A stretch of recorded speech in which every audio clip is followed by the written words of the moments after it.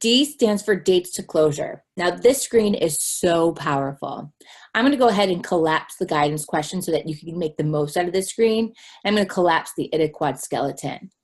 So on the top is a visual sales timeline. This lets you know the date in which this opportunity was created and the stages and the times in which those stages have been finalized.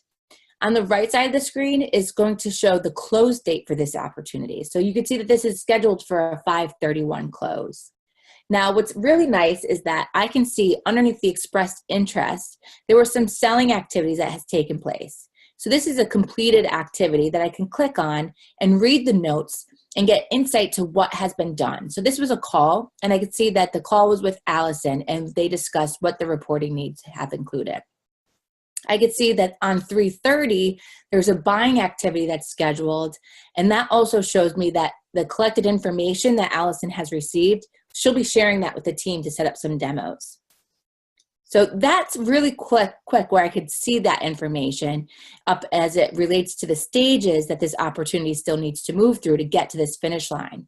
If that's not enough, then I can scroll down the screen and look in a table format.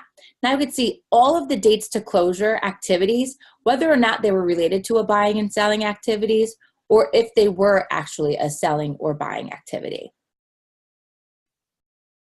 Based upon this collected information, I might go ahead and use the IQ CPR functionality if I'm Jessica's manager. So for example, CPR stands for Constant Pipeline Review. Now there's no need to panic. All this means is that we figured out a way for managers to easily consume what's going on within this opportunity.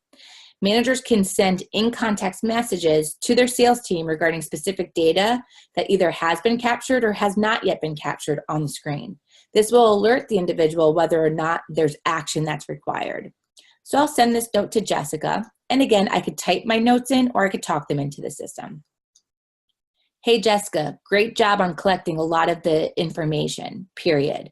I was curious if you have all the team members that are scheduled to see a demonstration on March 30th, period.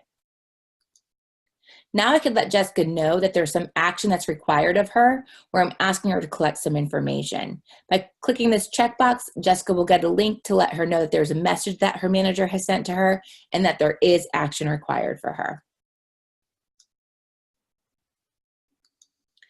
Also in the IDIQUAD skeleton, you're going to notice that you have a preview button. Now to click through the skeleton and collect information is one thing, but to look at it in a nice summary format is another. So on the IQ preview button, you can click and see all the demographic information, and you could also see in a one-page view all of your captured IDIQUAD information. This makes it real simple and easy from a sales perspective to understand what notes you already put into the system, but also from a management perspective, the completeness around the information that the sales individual has captured to date. This will also help me to use the CPR functionality in a way that I can interact and collaborate with my team members on all of the opportunities that are within their pipeline.